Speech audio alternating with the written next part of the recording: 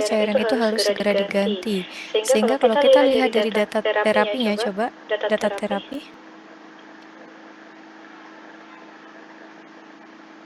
Nah, di sini bisa kita lihat bahwa pasien itu mendapatkan infus PZ itu pertama 1 liter per jam. Berarti kan ini memang butuh cepat karena memang muntahnya banyak banget.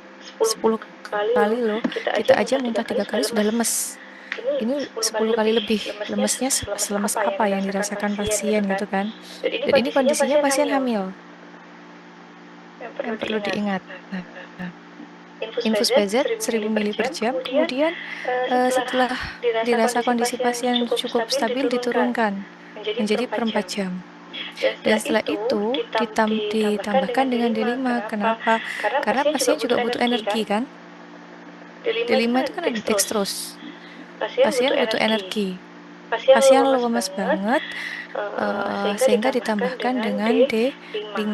Kemudian mual muntahnya di terapi ini diberikan ondansetron dan metoclopramid. Tadi ada menyebutnya apa ondansetron itu? Ondansetron. Seteron apa ya?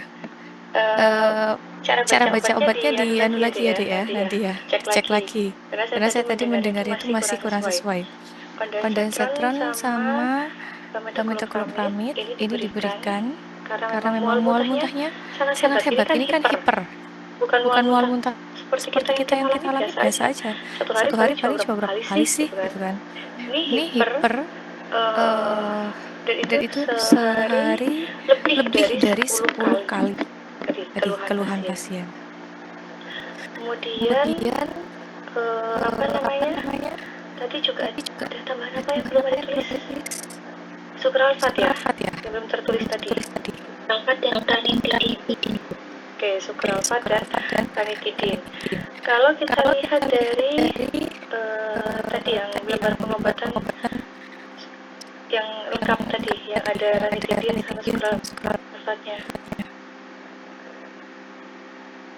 Nah ini, kalau kita lihat dari data ini, ranitidin itu diberikan tanggal 12 sampai 14. Hanya saja 12 dalam bentuk IV, tanggal 13 14 dalam bentuk PO.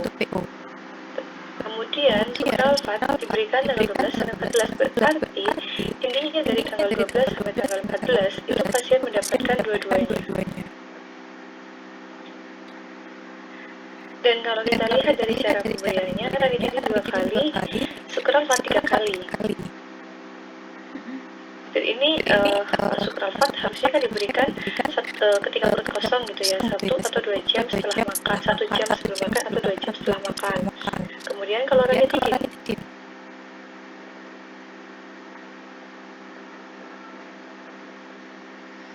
diberikan kapan?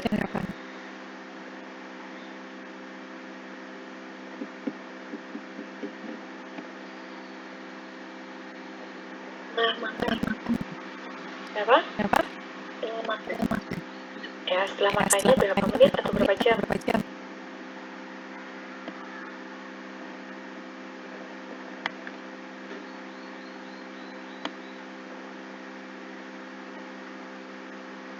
Makan ibu. Berapa deh? 2 jam setelah makan. Onsetnya bagaimana? Bioavailabilitasnya bagaimana? Apakah sudah dicek? Berarti saat perut kosong juga. Kalau 2 jam setelah makan berarti saat perut kosong.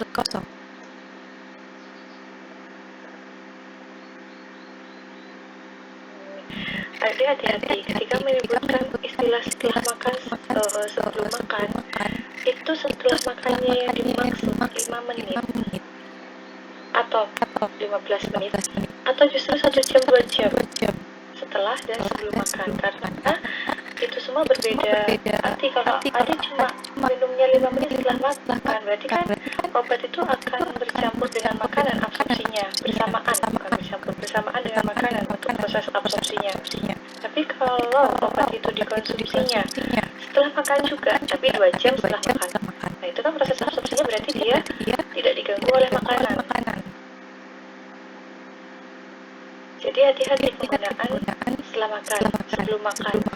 itu diberikan penjelasan secara detail berapa menit atau berapa jam setelah makan, sehingga tidak ambigu kepada pasien. Kemudian kenapa ini kira-kira kok ditambahkan asam folat?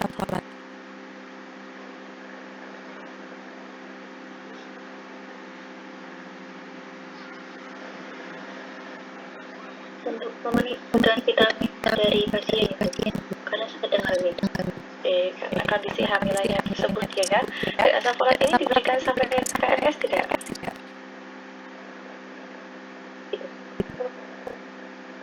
Kenapa deh? Saat keluar sakit. Diberikan atau tidak? Maaf, putus-putus. Tidak. Kenapa?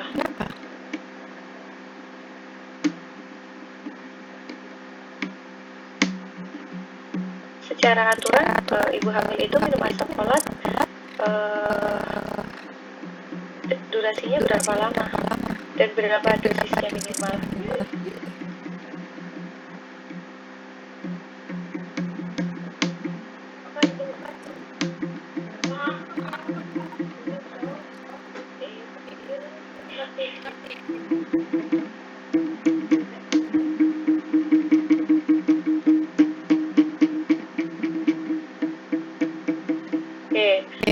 Kemudian kira-kira dari kasus ini ada DRP atau tidak ada ya?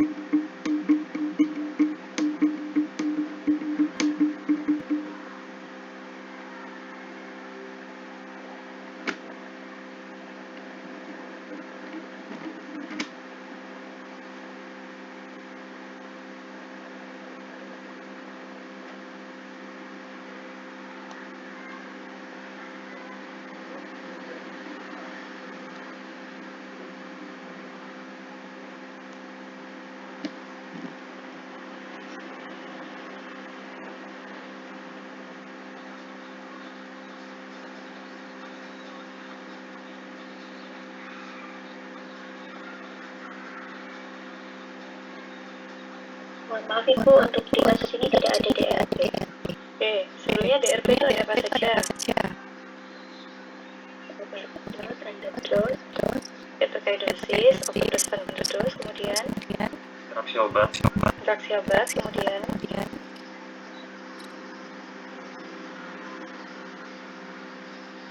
kemampuan pasien. Kemudian penggunaan obat yang tidak tepat. Penggunaan obat terapi yang tidak sesuai.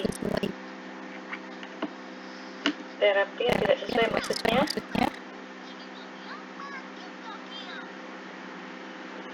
Maksudnya terapi yang tidak sesuai?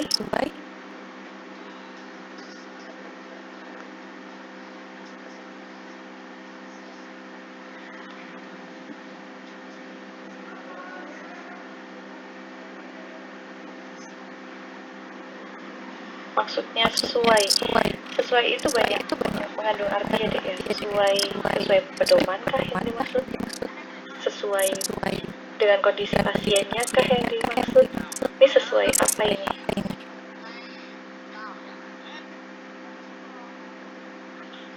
Maksudnya pemberian obat yang tidak sesuai dengan penyakit yang dialami pasien. Maksudnya ada indikasi tidak ada terapi tanpa indikasi gitu.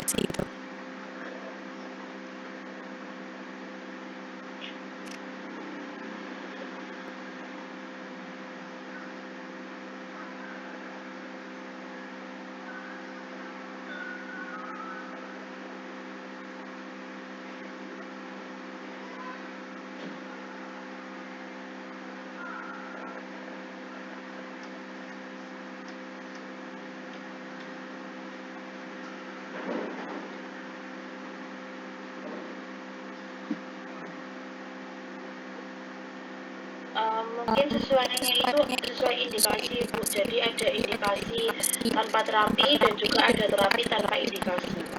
Begitu. Itu juga di dalam DRP. itu juga bisa masuk ke dalam DRP. Di proses assessment di sini ada assessment sudah yang dilakukan oleh apoteker.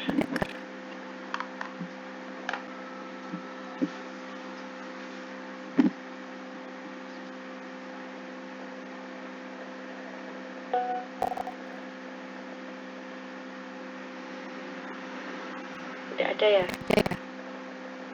Tidak ada assessment yang dilakukan. Jadi seorang farmasis itu kan memang fokusnya itu adalah muter-muter lah istilahnya, muter-muter obat.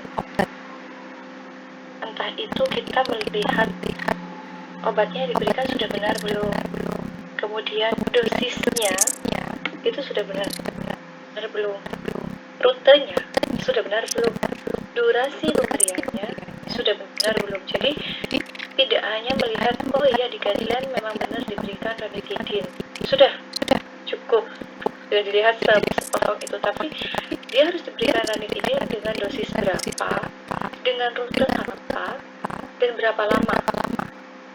Sama seperti adik-adik kalau misalnya minum amoxicillin minimal harus 7 hari misalnya, kan ada durasi yang perlu disampaikan, yang perlu dilihat. Minimal minum amoxicillin itu adalah sekian hari. Jadi walaupun sembuh tetap harus dilanjutkan. Nah, begitupun pada pasien ini, kira-kira asam folatnya ini apakah iya tidak dilanjutkan di rumah? Padahal dia kondisinya hamil. Jangan-jangan dia itu sebenarnya juga melanjutkan di rumah, hanya saja dia pasien ini menyampaikan bahwa saya sudah punya di rumah, sehingga tidak diberikan dari rumah sakitnya.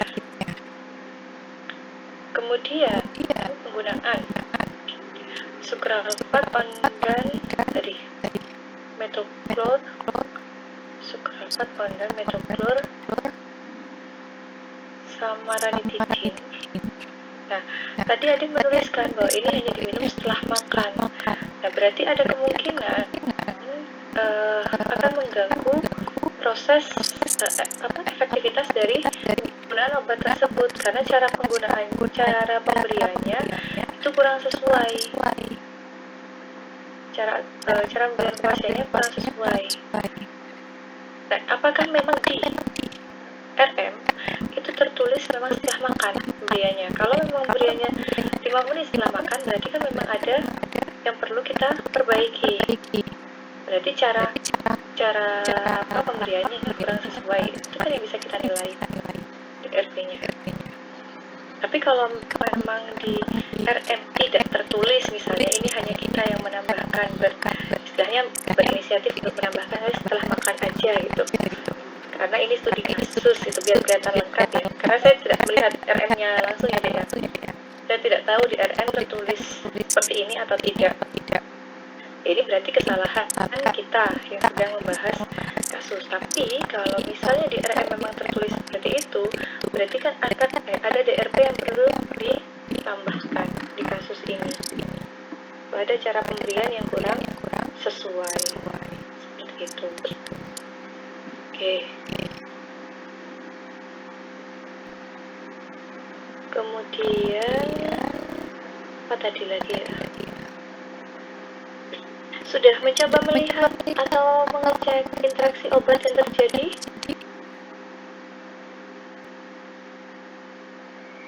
Belum nih Bu. Belum.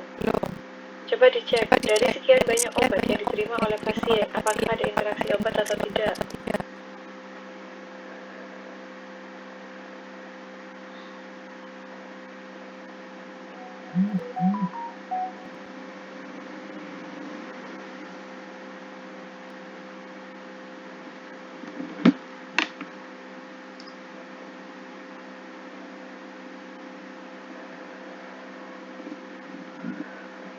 Tadi obatnya apa aja nih?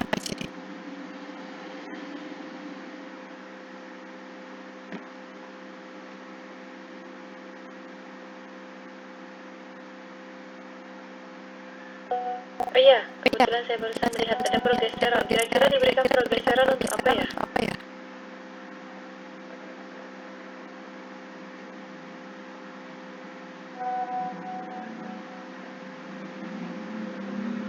mules pada pasienku.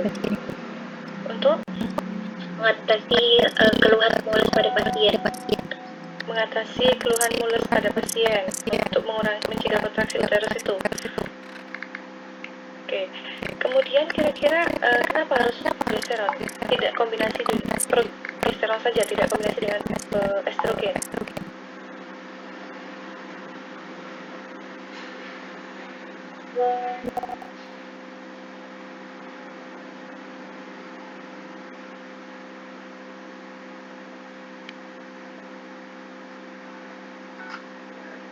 Kalau misalnya saya kasih pil KB, pil mini itu kan isinya progesteron, apakah bisa? Saya ganti obatnya menjadi pil mini.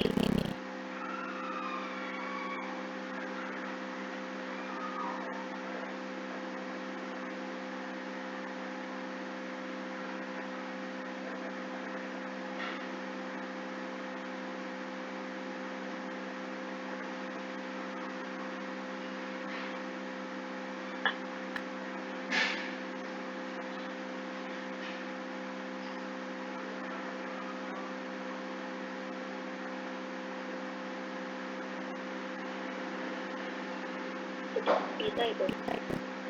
Kenapa tidak bisa? Karena dapat mengganggu janin. Estrogen mengganggu janin.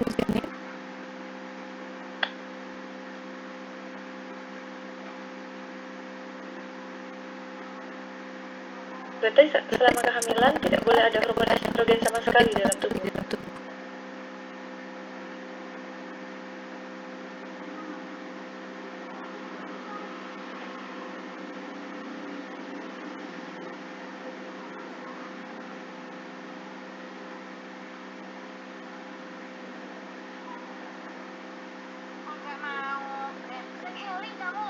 Oke, jadi sudah saya sampaikan bahwa farmasi itu harus ngecek tidak hanya nama obatnya saja, tapi sampai ke rute dosis juga sama durasi pemberian ya. Nah, kalau misalnya diberikan progesteron, di sini progesteron yang harus diberikan untuk mencegah kontraksi uterus itu adalah sebesar 100 mg. Sedangkan pil mini itu cuma berapa sih? Dosisnya sangat-sangat kecil, jadi tidak mungkin untuk bisa digantikan dengan pil mini walaupun isinya sama-sama progesteron karena beda dosis. Kemudian kenapa di sini tidak ada estrogen? Kenapa hanya diberikan progesteron? Karena memang pasien ini mengalami keluhan apa tadi? Perdarahan dan abortus iminen, dimana istilahnya itu pasien ada pelepasan hasil konsepsi tadi. Nah, yang dapat mempertahankan di dalam uterus hasil konsepsi itu yang membantu adalah hormon progesteron ini. Tapi bukan berarti selama kehamilan itu tidak boleh ada estrogen sama sekali, bukan seperti itu. Estrogen juga diperlukan dalam kehamilan. Hanya saja yang saat ini sangat diperlukan pada kondisi pasien itu adalah progesteronnya, sehingga progesteronnya yang ditambahkan. Estrogen dibutuhkan untuk perkembangan janin, itu dibutuhkan, tapi untuk membantu perlekatan itu adalah progesteron. Makanya yang ditambahkan itu adalah progesteronnya itu. Oke, mungkin ada yang masih mau didiskusikan, adik-adik? Monggo.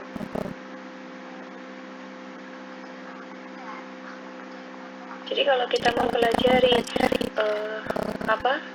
siklus normalnya tubuh kita, progesteron itu untuk apa sih sebenarnya, estrogen itu untuk apa sih sebenarnya, baik itu di siklus menstruasi ataupun di siklus kehamilan, kita tuh juga bisa tahu, oh pasien ini mengalami ini, berarti kurangnya itu adalah hormonnya ini. Sama seperti pasien yang di preskrip yang kasus kontrasepsi, ada pasien yang tidak haid sekian bulan, itu kan diberikan pil kontrasepsi di mana isinya adalah hormon estrogen. Di awal estrogen dosisnya sangat tinggi ya diberikan. Beda dengan pil kontrasepsi untuk mencegah kehamilan, dosisnya beda banget. estrogen dulu dinaikkan. Kenapa? Karena memang estrogen yang berperan untuk sel telur. Jadi estrogen dulu ditambahkan. Sel telurnya terbentuk, barulah nanti di siklus itu kan sekian hari kemudian ada progesteron naik. Makanya 14 hari setelah itu obatnya pun didesain kombinasi dengan progesteron, tidak hanya estrogen. Tuh, jadi kita harus tahu siklus normalnya dulu, baru kita bisa tahu kenapa sih kita harus ngasih estrogen dulu, kenapa setelah itu kita harus ngasih kombinasi dengan progesteron. Begitupun di sini, kenapa saya harus ngasih progesteron tidak dikombinasi dengan estrogen? Ya, karena untuk membantu perlekatan itu yang pertama dibutuhkan adalah progesteron dulu. Gitu. Ya, ada lagi?